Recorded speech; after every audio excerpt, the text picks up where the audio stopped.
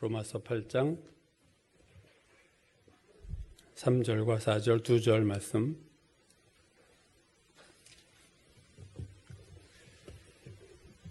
다 찾으신 줄 알고 제가 봉독합니다.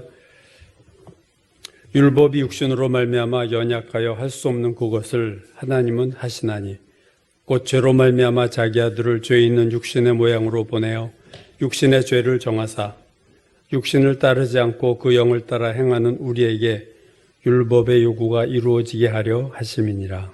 아멘. 계속해서 주로 제가 100%는 아니지만 주로 로마서 강해를 하고 있습니다.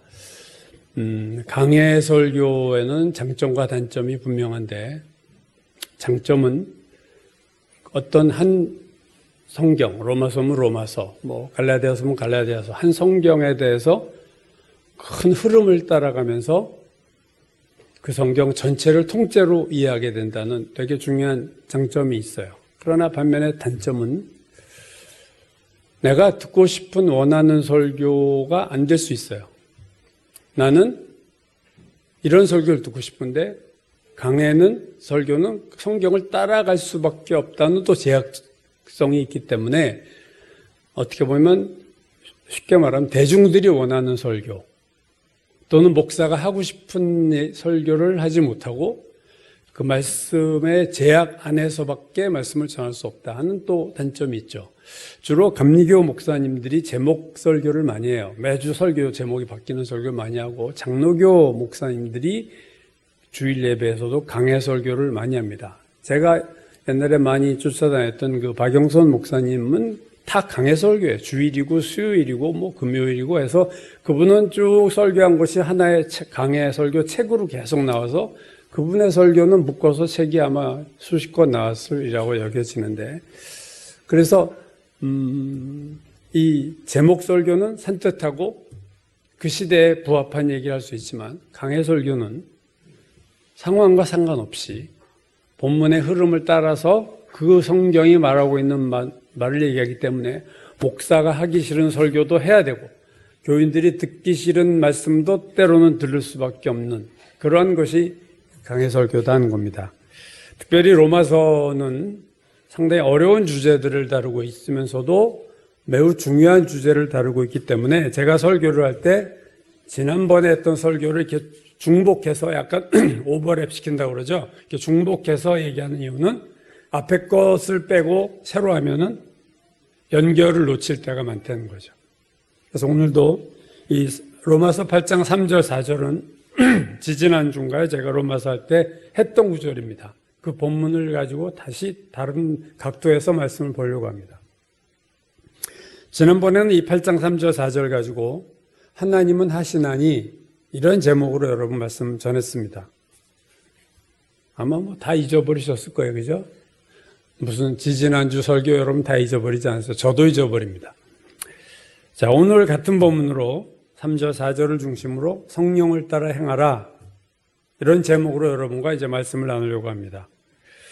자, 지난번 얘기를 조금 잠깐 하면요, 3절에서 말씀하는 바는 율법이 연약해서 할 수 없는 것을 하나님은 하신다 할 때, 율법이 할 수 없는데 하나님은 하시는 것이 뭐냐 할 때, 그것은 4절이 말하는 율법의 요구를 이루는 것이었어요.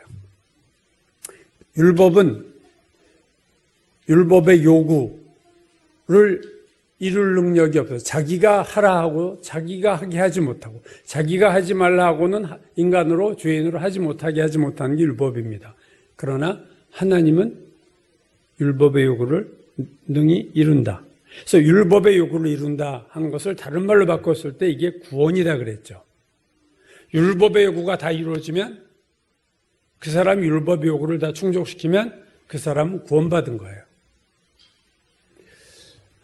율법이 하라 다 하고 율법이 하지 말라 하는 거 다 하면 죄가 없는 거예요. 사실 율법이 하라는 대로 다 하고 하지 말라는 거 다 안 하면 그는 죄가 없는 자고 그에게 하나님이 그를 정죄하지 않으실 겁니다. 그러나 율법은 무능해서 명령만 하지 그걸 지키게 할 수 있는 능력을 인간에게 주지 못한다는 거예요. 근데 율법이 그렇게 무능한 이유, 율법 때문에 아니라 인간 때문이다 그랬어요. 8장 3절 다시 보면 율법이 육신으로 말미암아 육신 때문에 연약해서 할 수 없는 그것을 하나님은 하신다. 율법이 연약하고 율법이 할 수 없는 이유는 육신으로 말미암아. 이 육신은 누구 겁니까? 율법이 아니라 인간이에요. 죄인들의 육신 때문에 율법이 무능할 수밖에 없고 율법이 연약할 수밖에 없다. 그래서 이 육신의 문제가 여러분 신앙생활에서 제일 중요한 우리에게 이슈가 될 수밖에 없습니다. 이 육신을 어떻게 처리하느냐? 지난번 로마서 7장 14절에서도 이렇게 얘기했죠. 우리는 율법이 신령한 줄 알거니와 우리는 율법이 영적이라는 것 알지만 나는 육신에 속하여 죄 아래 팔렸다. 내가 육신적이기 때문에 나는 죄 짓는다. 그래서 율법은 우리를 구원할 수 없는 이유가 우리의 육신 때문이다. 여러분 착하게 살아서 구원받겠다 하는 그 시도도 다 육신의 시도예요. 그러니까 법 없이 살 만한 사람이든 도덕적으로 아무리 선하든 그 율법의 길로 들어선 행함으로 무엇을 구원을 받겠다는 모든 시도는 결국 좌절할 수밖에 없다. 그래서 갈라디아서 3장 10절이 무릇 율법 행위에 속한 자들은 저주 아래 있나니 그걸 저주의 길이라고 얘기했어요. 율법의 길을. 누구든지 왜냐하면 율법책에 기록된 대로 모든 일을 항상 행하지 아니하는 자는 저주 아래 있는 자다. 모든 일을 항상 행한다? 이건 불가능한 얘기예요. 몇 가지의 말씀을 항상 지킬 수 있을지 모르겠지만 모든 말씀을 항상 지킬 수 없어요. 모든 말씀을 잠깐 지킬 수는 있어도 모든 말씀을 항상 평생 동안 하나 틀리지 않고 지킬 수 있는 사람은 여러분 없습니다. 그래서 율법을 통해서 행위를 통해서 구원받겠다는 자는 다 저주 아래 있다. 이렇게 바울이 얘기하는 거죠. 그래서 우리가 왜 율법을 다 지키지 못하느냐? 육신 때문에. 그래서 이 육신을 어떻게 처리하는 것에 따라 구원 여부가 달라지기 때문에 하나님은 육신을 두 단계로 처리하셨죠. 첫 번째는 자기 아들 예수 그리스도를 육신의 모양으로 보내사 육신에 대해서 정죄하셨다. 죄를 선고했다. 3절이죠. 화면 좀 보여주세요. 그 죄로 말미암아 자기 아들을 죄 있는 육신의 모양으로 보내어 육신에게 죄를 정하사. 죄를 정했다라는 말은 제가 지난번에 말씀드린 정결하게 했다가 아니라 육신애가 너는 죄다라고 죄를 선고했다. 그런 의미입니다. 그래서 그리스도를 통해서 육신의 죄를 선고하신 후 두 번째로 성령을 통해서 하신 거죠. 같은 화면 아래 4절. 육신을 따르지 않고 그 영을 따라 행하는 우리에게 율법의 요구가 이루어지게 하려 하심이니라. 하나님이 어떻게 죄인으로 하여금 구원받은 죄인들이 율법의 요구를 이루게 하셨는가? 성자 예수 그리스도와 성령을 통해서 이루셨다. 삼위의 하나님, 성부 하나님은 성자 예수 그리스도를 보내서 육신의 죄를 정하셨고 성령 하나님을 보내셔서 또 육신의 그 죄를 짓지 않고 성령을 따라갈 때 죄에 승리할 수 있는 길을 열어놓으셨다. 이 죄의 문제를 삼위의 하나님이 동시에 다 협력하신 거예요. 성부 하나님, 성자 예수 그리스도, 성령 하나님이 다 같이 이 부분에 개입하셨다 하는 것이 사실 오늘 본문이죠. 여러분 성령께서 이 땅에 임하신 날이 오순절인데 그 시점이 언제입니까? 그 시점은 예수께서 인류의 죄를 지고 십자가에서 돌아가시고 사흘 만에 부활하시고 40일 만에 승천하신 다음에 오셨어요. 마가복음 마지막 장 16장 19절이 이렇게 말해요. 주 예수께서 말씀을 마치신 후에 하늘로 올려지사 하나님 우편에 앉으시니라. 무덤에서 부활하신 예수께서 40일 동안 부활한 몸으로 살고 계시다가 제자들이 보는 앞에서 하늘로 승천하신 다음에 어디 계시느냐? 하나님 보좌 오른쪽에 앉아 계셨다. 예수 그리스도가 앉으셨다는 것은 하늘의 보좌에 자신의 사명을 완수했다는 의미입니다. 이제는 쉬시는 거예요. 앉으신 거예요. 그리고 뭐를 하시느냐? 로마서 8장 34절 누가 정죄하리요? 죽으실 뿐 아니라 다시 살아나신 이는 그리스도 예수시니 그는 하나님 우편에 계신 자요 우리를 위하여 간구하시는 자니라. 자, 이 땅의 사역을 다 마치신 예수 그리스도께서 하늘 보좌에서 이제는 자신의 사명 역할을 다 하셨기 때문에 하늘 보좌 우편에 앉으신 후에 하시는 일 하나 있어요. 우리를 위해서 기도하시는 중보기도의 사역. 하늘의 사역은 남아있어요. 예수 그리스도가. 하늘에서 지금도 저와 여러분을 위해서 기도하고 계시는 사역이 있지만 이 땅에서의 사역은 끝내신 거예요. 그래서 이제 가서 앉으신 거죠. 우리가 기도를 변변치 못하게 하고 살면서도 이나마 이렇게 사는 이유는 예수님의 중보기도 때문이라고 저는 생각합니다. 지금도 하늘을 보좌 우편에 앉으셔서 우리를 위해서 계속 기도하시기 때문에 그 기도 덕분에 우리가 그래도 이나마 이 정도로 살아가는 거라고 저는 생각해요. 어쨌든 예수 그리스도는 이제 이 땅에서 사역 다 하시고 하늘로 가셨어요. 그리고 십자가의 후속 사역으로 성령께서 오순절날 이 땅에 오신 겁니다. 마치 릴레이 바톤 터치하듯이 성자가 하늘에 가시고 성령이 내려오신 거예요. 물론 삼위 하나님, 성부 하나님, 성자 예수 그리스도, 성령 하나님이 동시에 역사하시죠. 오늘도. 그러나 성령께서 지금은 전면에 나서서 역사하시는 때가 지금이라는 거죠. 구약 시대에는 성부 하나님이 역사하셨어요. 주로. 예수님이 이 땅에 오셔서 공생하실 동안은 성자 예수 그리스도가 역사하셨습니다. 이 땅에서. 그리고 그분이 승천하신 후에 이제는 성령 하나님이 이 땅에 오셔서 이 땅에서 우리를 돕고 우리를 위해서 역사하시고 계신 거예요. 오순절날 베드로가 설교한 것처럼 모든 육체에 성령을 부어주셨다. 지금이 성령 시대입니다. 그래서 지금은 성령이 전면에서 역사하시기 때문에 우리가 성령님과 같이 하지 않으면 신앙생활을 우리는 절대로 성공할 수 없어요. 신앙생활을 제대로 할 수가 없습니다. 하나님은 죄의 문제를 예수 그리스도를 보내서 육신의 모양으로 보내셨고, 두 번째 육신을 따르지 않고 성령을 따르는 자에게 하나님께서 죄를 이길 수 있는 힘을 우리에게 주셨다는 것이 오늘 로마서 8장 3절 4절이에요. 그러니까 십자가의 죽음으로 죄의 페널티가 없어졌어요. 우리가 죄의 형벌이 없습니다. 죄 짓고 지옥 가는 형벌을 당하지 않지만 죄의 파워가 아직도 남아있는데 그 죄의 파워마저 이길 수 있는 힘은 누가 주냐? 성령을 쫓아가는 자에게 죄의 파워를 이길 수 있는 힘을 성령의 파워로 인해서 가능하게 하신다. 그게 오늘 로마서 8장 3절 4절이에요. 죄를 이기고 죄와 승리하는 것이 오늘날 우리에게서의 가장 중요한 신앙생활의 과제입니다. 그 길을 어떻게 하나님 열어놓으셨느냐? 성령을 보내셔서 성령을 따라가는 자들은 죄의 권세를 싸워 이길 수 있는 힘을 주셨다. 오늘 4절 육신을 따르지 않고 그 영을 따라 행하는 우리에게 율법의 요구가 이루어지게 하려 하심이라. 로마서 5장부터 구원 이유를 다룬다고 그랬죠. 5장 1절이 되게 전환점이고 중요하다고 그랬어요. 그러므로 우리가 믿음으로 의롭다 하심을 받았으니 정리를 합니다. 1장에서 4장을 정리했어요.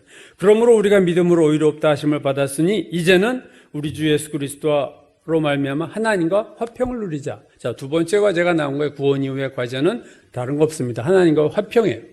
하나님과의 좋은 관계를 맺는 게 우리 신앙의 1순위가 돼야 됩니다, 여러분. 내 신앙의 1순위가 이게 안 되면요, 반드시 변질되고 타락하게 됐어요. 하나님과 좋은 관계를 맺어야 돼요. 1장에서 4장까지는 믿음으로 의롭다 하심 받는 거였어요. 5장 이후는 하나님과 화평을 누리는 것이 주제인데, 하나님과 화평을 누리려면, 하나님과 좋은 관계를 가지려면 죄의 문제가 해결되지 않고는 불가능하다. 그래서 5장부터 8장은 죄의 문제를 다루고 있고, 제가 말씀드렸듯이 죄라는 단어가 1장에서 4장까지 구원의 문제를 얘기할 때는 별로 안 나오다가 구원 이후의 그리스도인의 삶에서 죄에 대한 문제가 집중적으로 나와서 로마서 전체의 죄라는 단어의 80%가 로마서 5장에서 8장 사이에 다 나오고 있어요. 죄의 문제를 다루고 있습니다. 그리고 로마서 8장 4절은 로마서 5장부터 시작된 하나님과의 관계 개선, 화평을 이루는 것에 대한 삶의 결론이에요. 그래서 오늘 8장 4절이 중요한 이유는 하나님과 화평을 이루는 유일한 길은 우리가 율법 육신을 따르지 않고 성령을 따라 행할 때 하나님과 화평하게 된다는 거죠. 내가 성령을 따르지 않고 육신을 따르면서 하나님과 좋은 관계가 된다? 그것은 불가능한 일입니다. 오늘 본문에서 우리에게 율법의 요구가 이루어지게 하려 하심이라 하는 이 이루어진다는 헬라어 동사는요, 수동태예요. 그 말은 율법의 요구를 이루는 것이 우리가 이루는 것이 아니라 하나님이 이루시는데 우리를 통해서 우리 안에서 그걸 하나님이 이루신다는 거예요. 이건 우리가 이룰 수 있는 일이 아니에요. 율법의 요구를 이루시는 주체는 우리가 아니라 하나님입니다. 그럼 우리는 뭐 하냐? 가만히 있으면 되느냐? No. 그 성령을 따라가려는 거예요. 우리가 할 게 단 하나입니다. 성령을 따라가면 하나님이 율법의 요구를 다 이루신다. 결국 로마서 8장 3절 4절에서 하나님께서 율법의 요구를 이루게 하시는 대상이 누구냐 할 때 그 대상이 모든 그리스도인이 아니라 육신을 따르지 않고 성령을 따라가는 그리스도인들에게만 이루시는 역사예요. 사실 엄밀하게 말하면. 내가 성령을 따라 행하지 않는 그리스도인은 율법의 요구가 우리 안에서 이루어질 수가 없죠. 내가 죄짓고 그렇게 늘 살면서 어떻게 율법의 요구를 내가 충족시킬 수 있겠습니까? 우리가 신앙생활할 때 중요하면서도 헷갈리는 게 하나님의 역사를 이룸에 있어서 내가 어디까지 해야 하느냐 하는 문제입니다. 하나님은 뭘 하시고 나는 뭘 해야 되느냐 하는 거죠. 오늘 본문은 육신을 따르지 않고 그 영을 따라 행하는 우리에게 대상이에요. 우리가 뭘 해야 되느냐? 육신을 따르지 않고 성령을 따라 행하는 우리에게 대상이 모든 그리스도인이 아니라 육신을 따르지 않고 성령을 따라 행하는 그리스도인들에게 율법의 요구를 이루어지게 하셨다. 율법의 요구가 이루어졌다는 것은 앞에서도 말씀드렸지만 죄에 대한 승리입니다. 내가 죄와 싸워 이겼다는 얘기예요. 즉 구원을 받은 우리가 육신을 따라 살면 죄에게 지고 우리가 성령을 따라 살면 죄와 싸워 승리하게 된다. 그 말이죠. 죄와의 싸움에서 승리할 수 있는 기반을 만들어 놓으시는 하나님이시지만 그 기반을 선택하는 것은 우리예요. 내가 하나님이 율법의 요구를 이루게 하시는 기반을 다 만들어 놓으셨어도 내가 그것을 선택하지 않으면 우리는 율법의 요구를 이룰 수가 없죠. 마치 십자가에서 달려 돌아가셔도 그걸 믿지 않으면 구원이 없듯이 예수께서 성령을 통해서 성령만 쫓아가면 죄와 싸워 이길 수 있는 길을 열어놓으셨어도 그 길을 가지 않으면 예수를 믿어도 그 승리를 경험할 수가 없다. 그 말이에요. 출애굽 사건을 보시면요. 이스라엘 백성이 이제 모세의 인도를 따라서 애굽을 떠났을 때 바로가 마음이 변하잖아요. 그래서 전차부대, 당대 최강의 전차부대를 이끌고 추격해 옵니다. 영화에서도 보았듯이 쫓아오는 과정에서 하나님이 막으셨기도 했고 어쨌든 그렇지만 결국 그들이 다 홍해가 앞에 있고 다 따라왔어요. 그러자 돌아본 이스라엘 백성이 모세를 원망하죠. 애굽에 매장지가 없어서 우리를 여기서 죽게 하냐? 차라리 애굽의 사람이 노예가 되는 것이 이 광야에서 죽는 것보다 낫다 하면서 막 원망을 할 때 모세가 한 말이 있어요. 그들에게. 너희는 두려워하지 말고 가만히 서서 여호와께서 오늘 너희를 위하여 행하시는 구원을 보라. 너희가 할 거 없어. 너희는 가만히 서서 여호와께서 행하시는 구원을 그냥 보기만 해. 하고 하신 것이 뭐예요? 홍해가 갈라지신 거. 그래서 이스라엘 백성이 바다에 물 하나 묻히지 않고 홍해를 건너갔잖아요.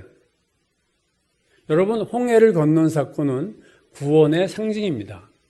홍해를 건너기 전에 애굽 땅에 있다는 것은 구원받지 못했다는 것이요. 홍해를 건너서 비로소 출애굽이 완성이 된 거예요. 그래야 그게 구원입니다. 그래서 바울이 고린도전서 10장 1절 이하에서 이렇게 말해요. 우리 조상들이 광야 이스라엘 백성입니다. 다 구름 아래에 있고 바다 가운데로 지나며 모세에게 속하여 다 구름과 바다에서 세례를 받았다. 놀라운 말을 썼어요. 구름과 바다에서 세례를 받았다. 구름 기둥은 홍해 오기 전에 구름 기둥이 떴어요. 그 구름 기둥을 지나고 마지막에 바닷속에서 바다를 건너고 좌우에 물벽이 서서 홍해를 건널 때 그 사건을 세례라고 얘기했다는 것이 참 의미 있는 거죠. 구름과 바다에서 세례를 받았고 광야 이스라엘 백성이 그러니까 홍해를 건넜다는 게 세례를 받은 거예요. 구원받은 거예요. 그 홍해를 건너는 데 있어서 구원받는 데 있어서 이스라엘 백성이 한 게 하나도 없어요. 구원은 하나님이 하시는 거예요. 너희는 가만히 서서 오늘 하나님께서 너희를 위해 행하시는 구원을 보라. 너희는 가만히 있을지니라. 할 거 하나 없어. 그냥 열어놓으신 거 보고 열어놓으시면 그리 통과해서 가. 이게 전부였어요.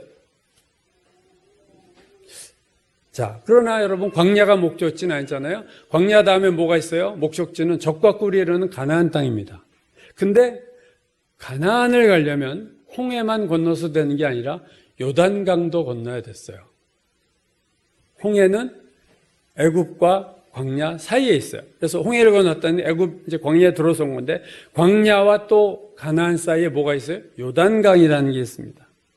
그래서 이스라엘 백성이 가나안에 가려면 두 개를 건너가야 돼요. 하나는 홍해요. 또 다른 하나는 요단강입니다. 자, 홍해는 가만히 서서 구경했고 하나님이 다 하셔서 건넜어요. 요단강을 어떻게 건넜습니까? 두 번째 여호수아 3장 보면요. 하나님이 여호수아에게 이렇게 말씀하셨어요. 너는 언약궤를 맨 제사장들에게 명령하여 이르기를 자, 하나님이 언약궤를 맨 제사장들에게 너희가 요단 물가에 이르거든 요단에 들어서라.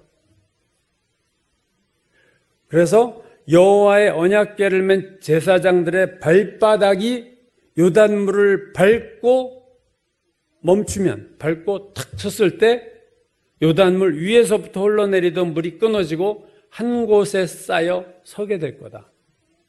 요단강이 어떻게 흘렸다고요? 요단강에 발을 내딛어서 발바닥이 요단물을 밟을 때 요단강이 멈춘 거예요. 요단강이 갈라지는 방식은 다르죠. 홍해가 갈라지는 방식과 달랐습니다. 홍해는 그냥 이스라엘 백성이 열어놓으신 것 가면 됐지만 요단강은 언약궤를 맨 제사장들이 요단강에 들어서서 시퍼렇게 보이는 물에 발을 담궜어야 되는 거예요. 발을 댈 때 요단강물이 끊어진 겁니다. 즉 요단강이 갈라진 것은 하나님 혼자 하신 것이 아니라 제사장들의 믿음의 발걸음이 선행됐다는 거예요. 그럴 때 요단강이 갈라진 거예요. 자, 홍해가 구원의 상징이라면 중요한 거요. 요단강을 건넜다는 것은 무엇의 상징인가? 즉 가나안에 들어갔다는 것은 무엇의 상징인가? 우리가 9월 달에 히브리서를 큐티했죠. 히브리서 3장 18절은 가나안에 들어가지 못한 광야 이스라엘 백성들, 즉 가나안에 들어가지 못하고 광야에서 40년 동안 돌아다니다가 죽은 이스라엘 백성들에 대해서 이렇게 말씀하고 있어요. 또 하나님이 누구에게 맹세하사 그의 안식에 들어오지 못하리라 하셨느냐? 그 순종하지 아니하던 자들에게가 아니냐? 어디에 못 들어갔다고요? 하나님 말씀이 그의 안식, 하나님의 안식에 들어가지 못한 자다. 이렇게 얘기했습니다. 가나안에 못 들어간 것은 하나님의 안식에 들어가지 못했다. 가나안에 들어가지 못했다. 이렇게 얘기하지 않고 히브리서가 하나님의 안식에 들어가지 못했다. 자, 홍해를 건너서 광야에서 죽은 자들도 구원을 받았습니다. 홍해만 건너면 다 구원받는 거예요. 홍해를 건너 광야에서 가나안에 못 들어가고 죽은 자들도 구원을 받았고 요단강을 건너 가나안에 들어간 자들도 구원을 받은 자들이에요. 그럼 이 둘의 차이가 뭐냐? 구원을 받았지만 광야에서 죽은 자들과 구원을 받았을 뿐 아니라 가나안까지 들어간, 그래서 축복의 땅에 들어간 자들, 그들의 차이는 뭐예요? 한쪽은 누릴 것을 못 누렸고 한쪽은 누릴 것을 누린 거죠. 광야에서 죽은 자들은 구원을 받았으되 여전히 하나님의 백성이지만, 광야에서 죽었어도 하나님의 백성이지만 그들은 가나안을 누리지 못했어요. 그러나 가나안에 들어간 이들은 구원을 받았을 뿐 아니라 하나님의 축복에, 적과 꿀이 흐르는 땅의 축복을 받은 자입니다. 즉 홍해를 건너는 것도 구원이요, 요단강을 건너는 것도 구원이지만 요단강을 건넌 자들은 광야에서 죽은 자들이 누리지 못한 구원을 누렸다. 즉 같은 구원이라도 여러분 이거 분명히 하셔야 돼요. 구원의 질이 달라요. 우리가 다 구원받지만 예수만 믿으면 구원의 질은 달라요. 광야에서 죽은 자의 구원의 질과 가나안에까지 들어간 자의 구원의 질은 다를 수밖에 없습니다. 바울이 고린도전서 3장 14절 15절에서 이렇게 말씀했어요. 만일 누구든지 그 위에 세운 공적, 영어 성경에서는 works라고 했어요. 내가 이룬 업적, 내가 뭔가 주를 위해서 한 것들, 자신의 공적이 그대로 있으면 상을 받고, 누구든지 그 공적이 하나님의 심판의 불에 불타서 없어져 버리면 자신은 구원을 받되, 자, 구원은 받아요.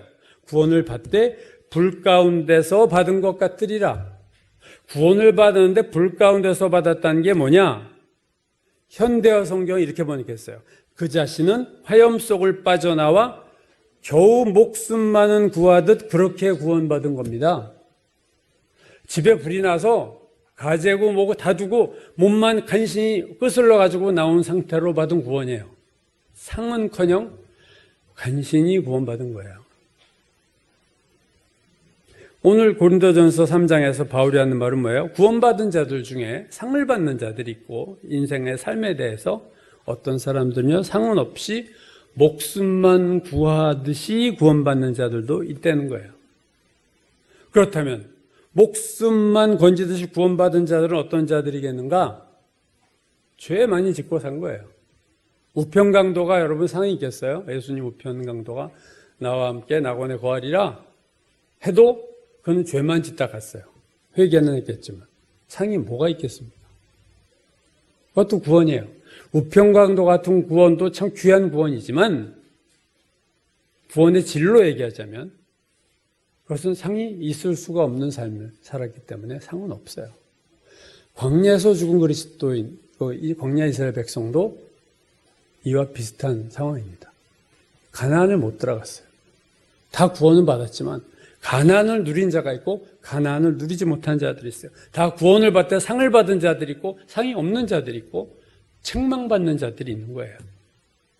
이게 엄연한 구원의 현실입니다. 그래서 구원받았으니 됐다 하고 아무렇게나 살면 안 되는 이유는 주님 앞에 섰을 때 우리의 삶에 대한 평가가 내려지고 그 공적이 남는 자는 상 받고 다 타버리면 내가 인생에서 엄청난 업적을 이뤄도 주님이 심판해버려. 그건 nothing, 아무것도 아니야 하면 우리는 상이 없고 불끄스러운 마냥 머리털 끄스러고 그런 상태로 구원을 받는 거래요. 홍해를 건넜을 뿐 아니라 가나안에 들어가야 이게 제대로 된 구원 아닙니까? 이게 하나님과의 로마서 5장이 말하는 하나님과 화평을 누리자, 이게 바로 하나님과의 화평입니다. 하나님과의 화평을 누린 자는 죄에 대해서 승리한 자들이에요. 그러니까 오늘 로마서 8장 성령을 따라 행할 때 율법의 구가 이루어진다는 말씀은 하나님과 화평을 이루게 된다는 말이고, 다르게 말하면 죄와의 싸움에서 승리한다는 말이고, 다르게 말하면 가나안의 안식에 들어간다는 말입니다. 여러분, 반대로 성령을 따르지 않고 육신을 따라 행할 때는 홍해는 건넜지만 요단강을 건너 가나안에 들어가지 못하고 광야에서 살다가 죽는다, 그런 말이에요. 오늘 본문은 죄를 짓지 않고 죄와 싸워 승리하는 비결을 죄와 싸우라고 하지 않고 성령을 따라 가면 된다는 거예요. 되게 심플합니다, 여러분. 성령을 따라 가라. 너희는 오늘 이 갈라디아서 8장 로마서 8장 4절과 똑같은 내용이 갈라디아서 5장 16절에 나오죠. 화면 좀 보여주실래요? 내가 이르노니, 갈라디아서 5장 16절이에요. 너희는 성령을 따라 행하라. 그리하면 육체의 욕심을 이루지 아니하리라. 여기서 말하는 육체라는 거는요, 로마서에서는 육신이에요. 똑같은 헬라어 사르크스를, 나는 이걸 번역을 이해할 수 없는데 왜 갈라디아서는 다 육체로 바꿨는지 모르겠는데, 개역개정이 로마서는 다 육신으로 번역했고 갈라디아서는 다 똑같은 단어를 육체로 번역했어요. 이게 딴 것 같지만 같은 얘기입니다. 갈라디아서 5장 또 16절도 내가 이르노니 너희는 성령을 따라 행하라 그리하면 육신의 욕심을 이루지 아니하리라 이 말씀이에요.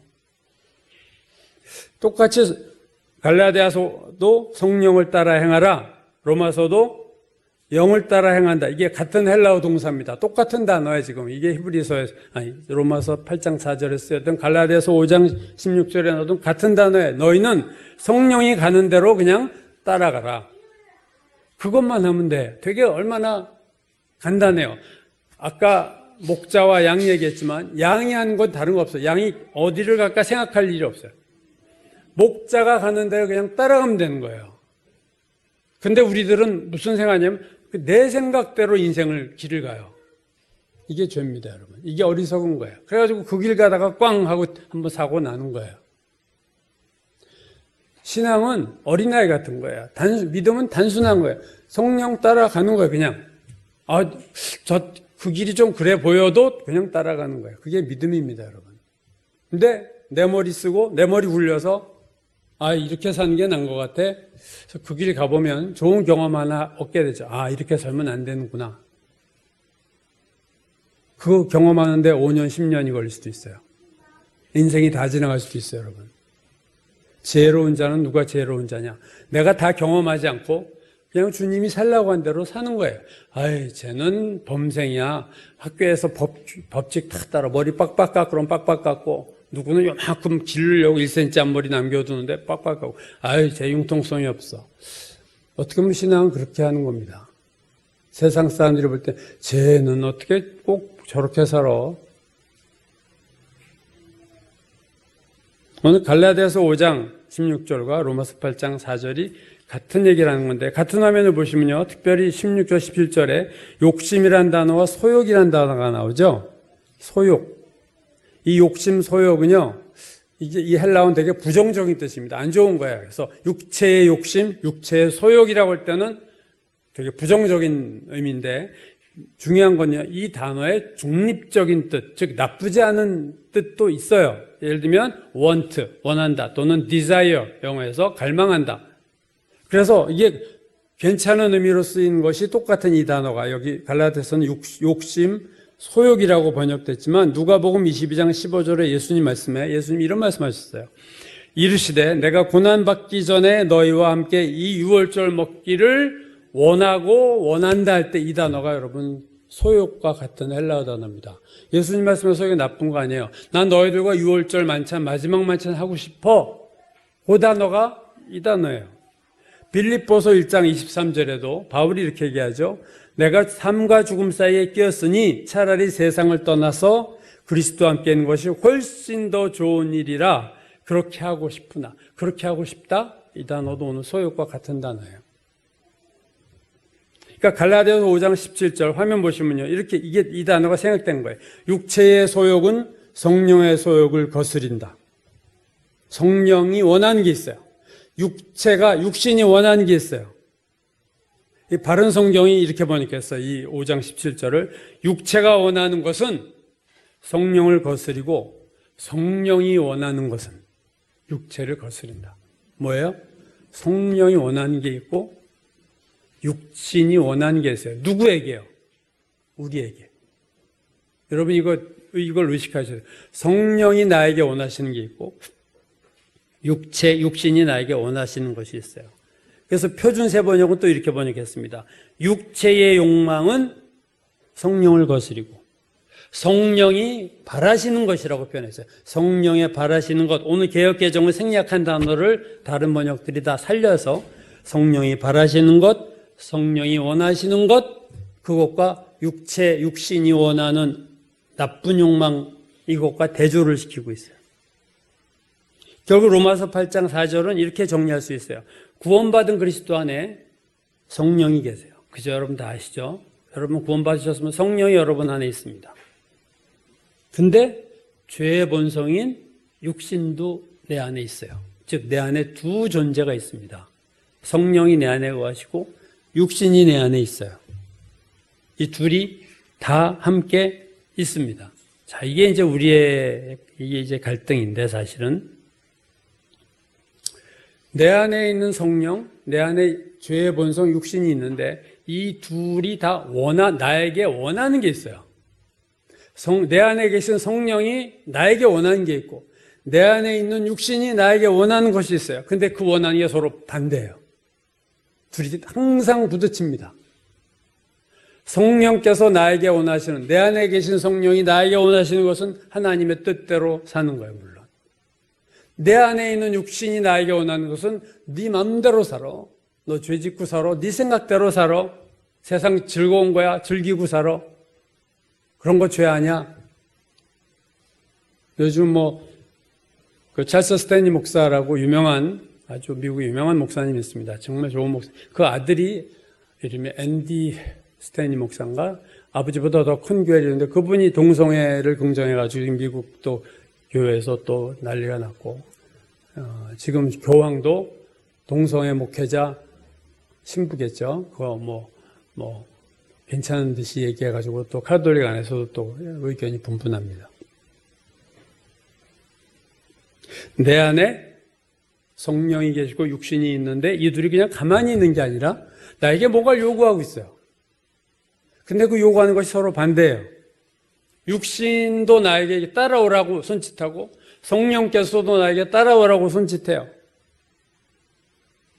그때 우리가 성령의 손짓이 있고 육신의 손짓이 있을 때 내가 어디를 따라가느냐는 여러분 나의 선택이야. 나의 선택.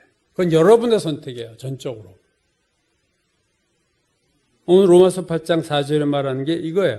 내가 만약에 육신의 손짓대로 따라가면 로마서 7장 15절이 되는 거예요. 내가 행하는 것을 내가 알지 못하노니 곧 내가 원하는 것은 행하지 아니하고 도리어 미워하는 것을 행한다.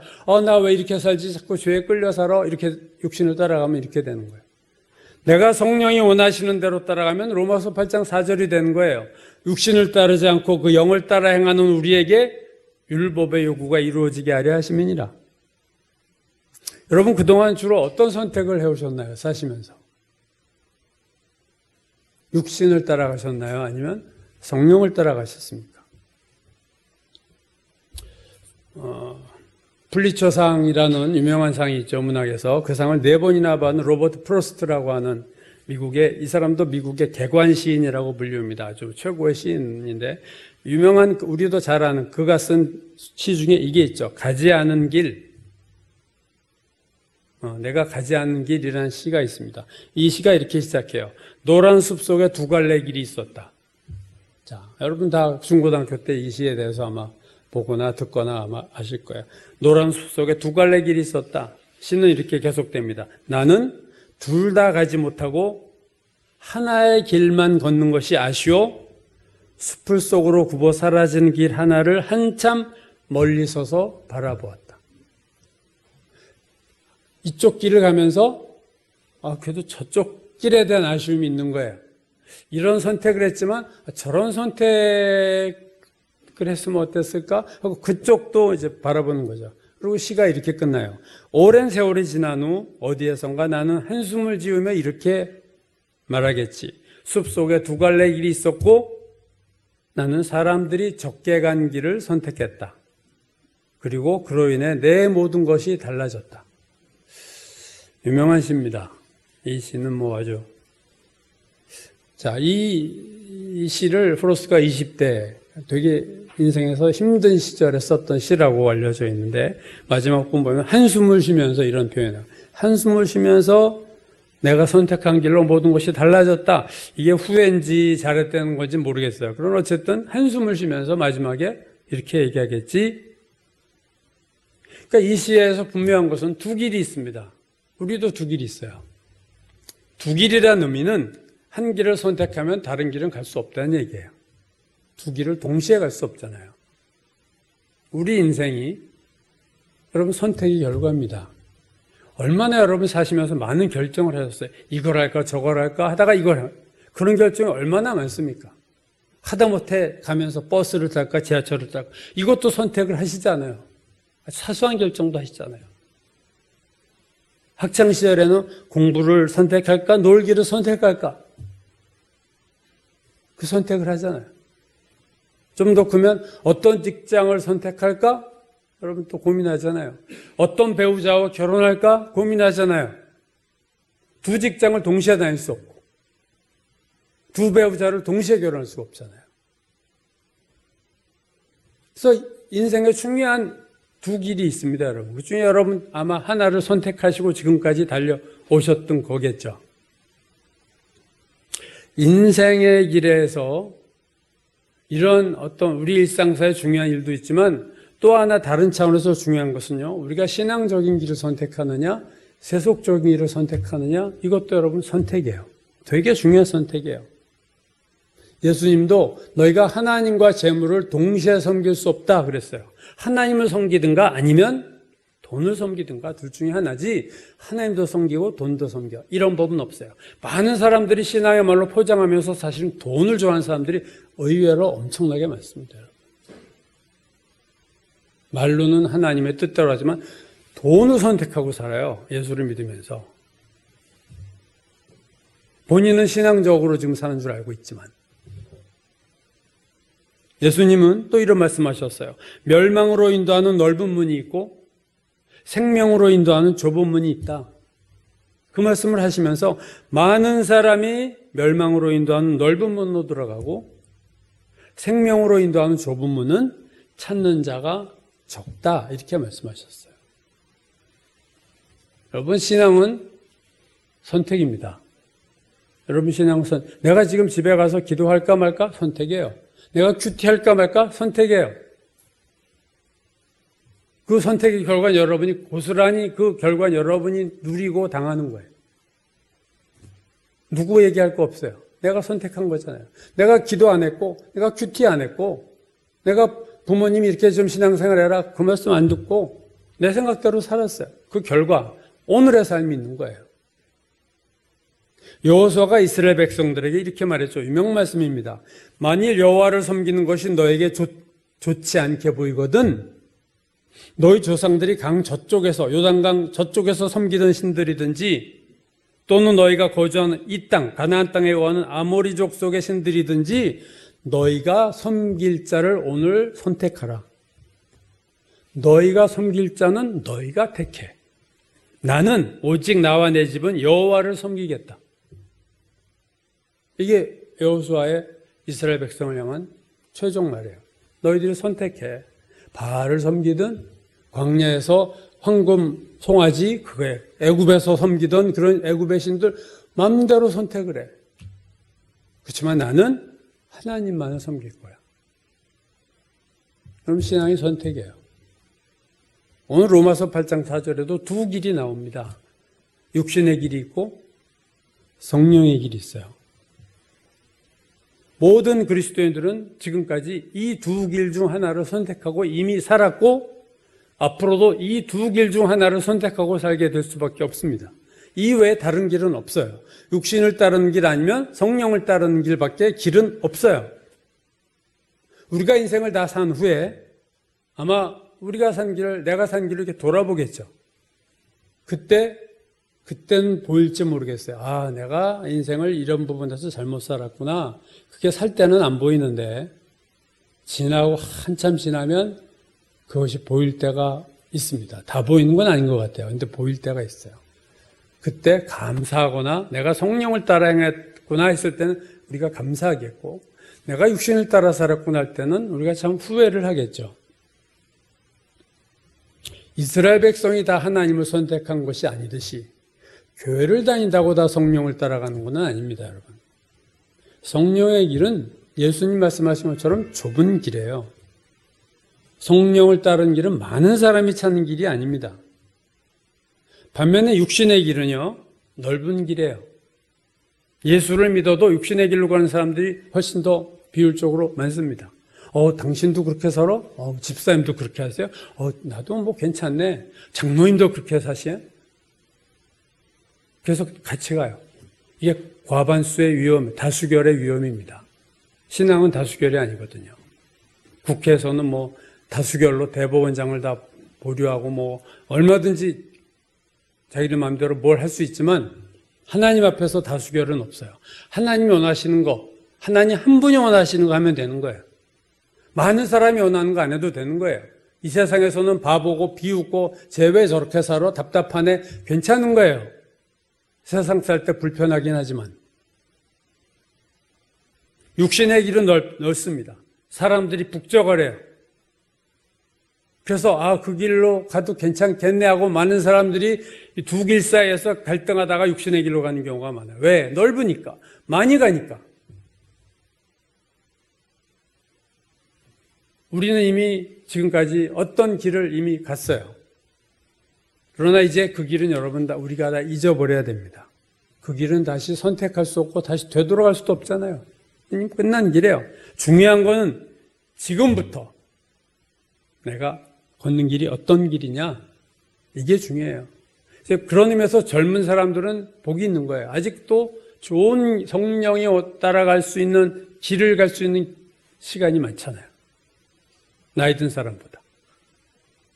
근데 이상하게 또 젊을 때는 귀에 잘 안 들어오졌다, 이게. 참, 인생이 참 아이러니한 거예요. 중요한 것은 이제, 지금, 내가 어떤 길을 걷느냐는 거예요. 지나간 거다. 이건 끝난 얘기니까. 지금부터 잘 걸으면 되죠. 여태까지 육신의 길을 갔다 하더라도 지금부터 성령을 따라가면 되는 거예요. 내비게이션 운전하시면 다 알겠지만 저도 그런 실수 몇 번 했어요. 우회전이 들어와서 우회전을 딱 했는데 다음 길에서 우회전해야 될 걸 내가 미리 꺾어버린 거야. 길이 두 개가 한 20m 사이에 길이 두 개 있을 때 이런 에라가들이 제가 가끔 해요.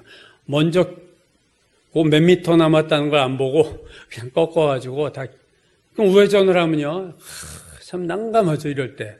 지금 늦었는데 딴 길로 들었었어, 차가. 이럴 때 아주 운전할 때 좀 아주 속이 터져요. 근데 가만 보면요, 이렇게 잘못해서 딱 우회전 들어가면 내비게이션의 루트가 다 지워지고 가만히 있다가 좀 이따 다시 길이 생겨요. 요렇게 돌아서지만 요렇게 유턴해서 가라는 길이 나옵니다. 새로운 길을 또 안 내주잖아요, 내비게이션이. 길 잘못 들어섰다고 너 집에 가 그러지 않잖아요. 또 새로운 길 알려줘서 목적지로 가게 하잖아요. 저는 그런 의미에서 하나님이 내비게이션과 같다고 생각해요. 우리가 지금까지 인생을 잘못 살았어도 하나님, 제가 잘못 살았습니다. 회개하고 돌아서고 주님 뜻대로 살기 원합니다 하면 하나님 또 새로운 길을 주세요. 또 축복의 길을 열어주세요. 그래서 우리가 인생을 살 수 있는 거예요. 하나님이 우리가 잘못 들어선 길로 그냥 가게 하신다면 끝까지 우리 다 멸망의 길로 갔을 거예요. 하나님은 내비게이션처럼 또 새로운 길을 보여주셔서 너희 길로 가라 하는 거예요. 여러분, 이러한 경험이 빠를수록 인생에서 젊을수록 좋은 거예요. 영어 속담에 the sooner, the better 이런 말이 있어요. 빠를수록 더 좋다. 젊을수록 빨리 깨달을수록 더 좋은 거예요. 이 두 길의 의미를 아는 것은 인생에서 정말로 중요합니다. 그러므로 중요한 것은 오늘 이 시간 우리가 내가 이제부터는 성령을 쫓아가겠다라고 마음에 결단을 하는 게 중요해요. 여러분 결심하셔야 돼요. 어떻게 따라갈 거냐는 그 다음 문제예요. 중요한 거는 그래, 내가 이제부터는 정말로 성령을 따라 한번 살아볼 거야 라는 결단이 여러분에게 오늘 필요한 건 이 결단입니다. 그럼 어떻게 따라가야 되지? 그건 그 다음 문제예요. 아직 그것까지 생각하실 필요 없어요. 믿고 그냥 성령을 따라 내가 살 거야 이제. 내가 성령 육신을 따라가지 않고 성령을 따라 살 거야 하고 여러분이 마음으로 결단하고 선택하고 그렇게 사시면 죄와 싸워 이기고 하나님을 기쁘시게 하고 하나님의 축복을 받는 삶이 될 줄로 믿습니다.